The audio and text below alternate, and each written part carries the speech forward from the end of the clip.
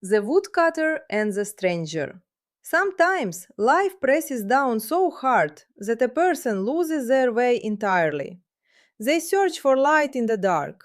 They fight to keep going when everything in them wants to stop. But there is a truth that has outlasted every age and every hardship. After every difficulty, relief comes, always, without exception.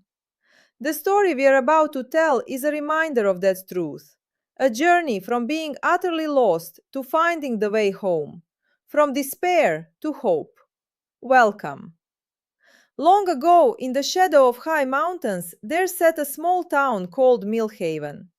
It was the kind of place that didn't ask much of the world and didn't receive much in return. Winters were long and hard. The soil was stony. But the seasons turned faithfully. Wild flowers in spring, heavy fields in summer, red maples in fall, and a white hush over everything come December. People there lived plainly. They worked from sun up, came home at dusk, and gathered around whatever warmth they could make.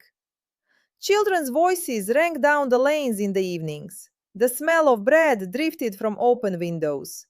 There was poverty, yes, but there was also a kind of peace. In this town lived a woodcutter. Most people didn't bother with his name. They just called him the woodcutter. Because that was the whole of him: an axe on his shoulder, a forest ahead, and a log walk back with timber on his back. His life was hard but clean. He woke before dawn, packed a hill of bread and a wedge of hard cheese into his bag, that was all, and walked into the trees. He came home at sundown with a load of firewood. Some he burned, some he sold for whatever the market would bear. At home, three children waited for him. The eldest, Sam, was 10, a quiet, serious boy who watched over the younger ones and tried to help his father however he could. The middle child, a girl named Clara, was restless and bright-eyed, full of mischief and warmth in equal measure. The youngest was still in the cradle. The woodcutter's one driving purpose was simple: keep them fed and keep them warm. When winter approached, his wife would look at the children's thin coats and cry to herself, in private, making sure he never saw. She knew he was already carrying more than he could hold. In town, people spoke well of him. Honest man, they said. Hard worker. Doesn't take what isn't his. But no one knew what lived in him at night. The questions that stole his sleep. How much longer can this go on? What happens when the children are older and need more than I can give? What if my strength gives out? What if the axe breaks? What if there's nothing left to cut?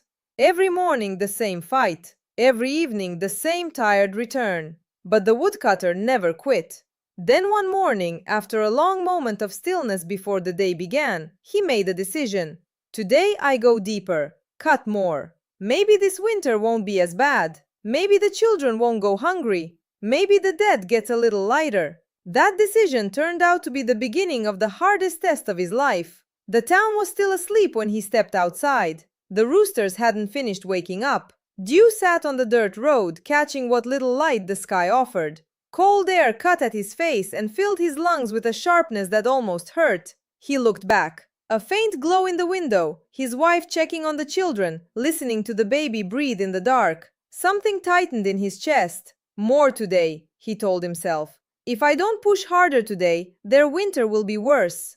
Axe over the shoulder, rope around his waist, bread and cheese in the bag. He walked. The town's lanes were empty and quiet. A dog barked somewhere. A rooster called. The woodcutter felt the silence the way you feel loneliness, pressing from the outside in.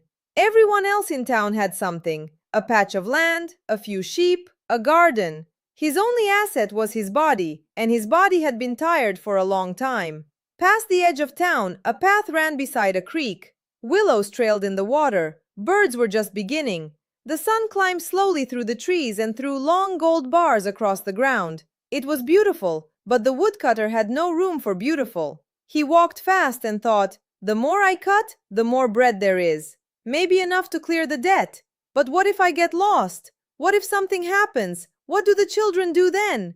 fear and hope sharing the same chest. He kept walking because there was nothing else to do. Deep in the forest, the trees closed around him. The canopy shut out the sky. Bird sounds faded. By midday, he stopped to rest, sat on a flat rock, ate slowly, sipped from his canteen. He leaned his back against a pine and said to no one in particular, "Strange thing, life. Some people have more than they'll ever use. Others walk these hills for a crust of bread. But I suppose everyone gets their portion. Mine is out here somewhere." It helped, a little, but the unease didn't leave. The forest had grown unfamiliar. The path behind him had disappeared. He was somewhere he'd never been. He stood anyway, raised the axe, chose a tree, swung hard. The trunk groaned and the sound rolled through the forest. He swung again. Sweat ran into his eyes. The tree cracked and fell, the crash echoing long after the wood hit the ground. He split the trunk, trimmed the branches, bound the pieces with rope, loaded it onto his back. Heavy, but the weight meant bread for the kids. Then he looked around. Everything looked the same. Every direction, trees, shadow, undergrowth. The path was gone. "I must have turned around somewhere," he muttered. He went right, stopped. "No, that's not right. Left, straight ahead." With every step, the forest looked less like any place he'd ever been. The sky went gray. Wind moved through the canopy in low sighs. Branches rubbed against each other with the sound of slow complaint. Leaves shivered and whispered. His legs went soft. He set the wood down and sank to the ground by a boulder, hands shaking.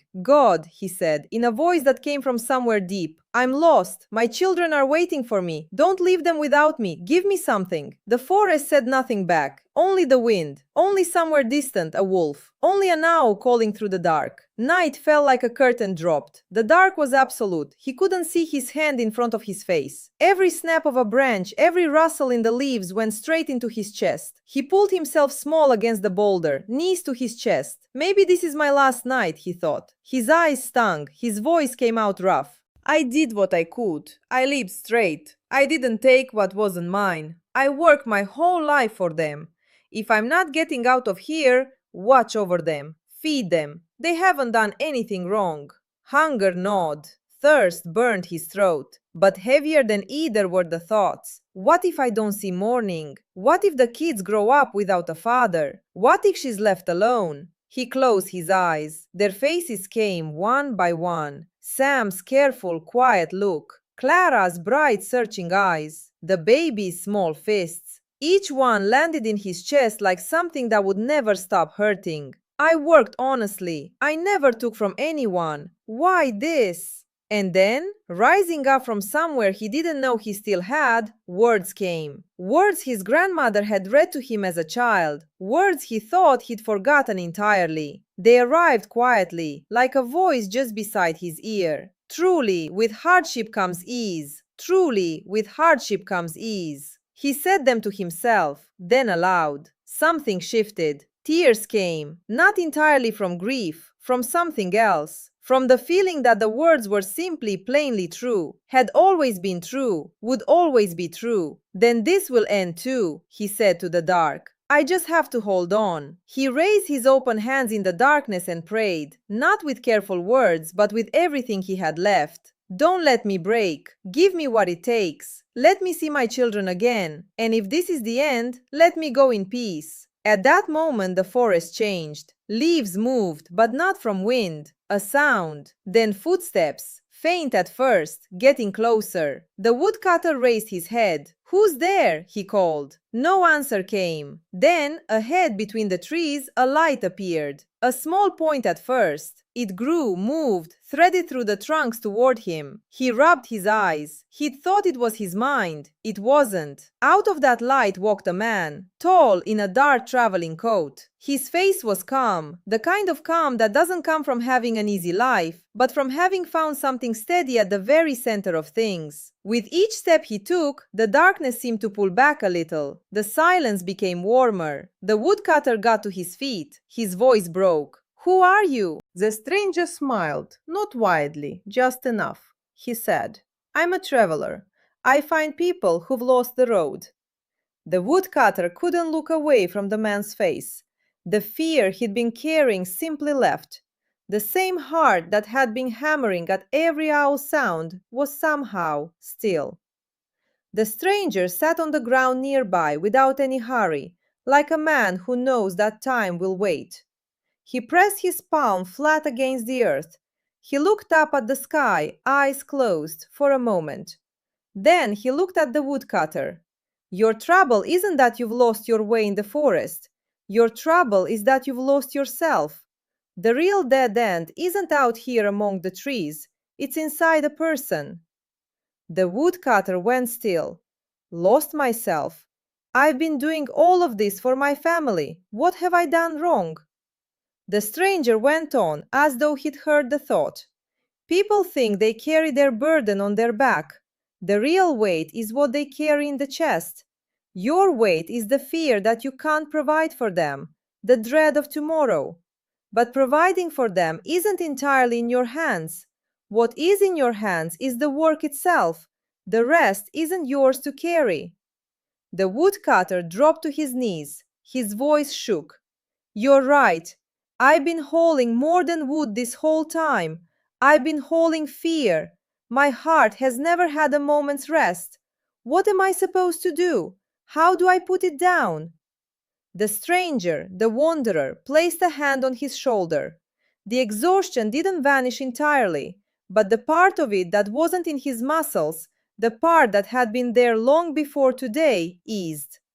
After every hardship, ease comes, the wanderer said. If you endure, you find the path. If you're grateful, you find abundance even in a little. And remember this: a father leaves his children more than bread. He leaves them who he was. Live with honesty, hold on, and they will be all right. The one who gave them life will see to their portion. The woodcutter bowed his head and whispered, I've been carrying the wrong weight all along. Quiet settled between them. The wind had dropped. The forest breathed. Finally, the woodcutter looked up. But how do I get out? I don't know which way to go. Every direction looks the same. The wanderer rose. He gestured ahead into the darkness. Follow me, but don't only follow my footsteps. Follow what I've said, because the path isn't found with your feet. It's found with what you carry inside. The woodcutter stood and walked behind him. Something changed immediately. The trees that had felt like walls now seemed to open. A path appeared, barely visible at first, then clearer with every step. The darkness thinned. Walking, the woodcutter thought, the path was always here. I just couldn't see it. Fear was in my eyes. The wanderer spoke without turning around. When a person's heart is overloaded, their sight goes. Fear, grief, desperation. Each one draws a curtain across what's right in front of you. That's why the road was there and you couldn't find it. You weren't lost in the forest. You were lost in yourself. The woodcutter looked down at the ground moving under his feet. Yes, he said quietly. I didn't lose my way. I lost my peace. They walked without speaking. The wind was gone completely. The forest had come back to life around them. Night birds, leaves in gentle motion, a sound in all of it that no longer felt threatening. They came to a creek. Moonlight lay across the water in a long silver line. It ran clear and quiet over smooth stones. The wanderer crouched, cupped his hands and drank, then looked up. Drink. This water will do more than quench your thirst. It'll cool what's been burning inside you, because the heart is sometimes thirstier than the throat. The woodcutter knelt at the bank, dipped his hands into the cold water, drank. The coldness moved through him, down his throat, into his chest, and with it came something he hadn't felt in years, a quietness, as though everything he'd been hauling around inside himself had somewhere to go at last. Tears ran down his face. He raised his eyes. Thank you, he said. You didn't leave me alone out here. The wanderer stood beside him. His voice was soft but steady. You held on. You didn't break. That's when the door opens. Remember this above everything else. After hardship comes ease. Write it somewhere in yourself. Don't lose it. Then he pointed to a path running along the bank of the creek. Follow that. It leads back to town. The woodcutter looked up, and at the far end of the path, faint and distant, were the lights of home. My kids, he breathed. He turned to thank the wanderer. There was no one there. Not a sound, not a shadow. Only the creek, the moon, the path. The woodcutter slowly lowered himself to his knees and stayed there for a long while. "So it was you," he whispered finally. The darkness was giving way.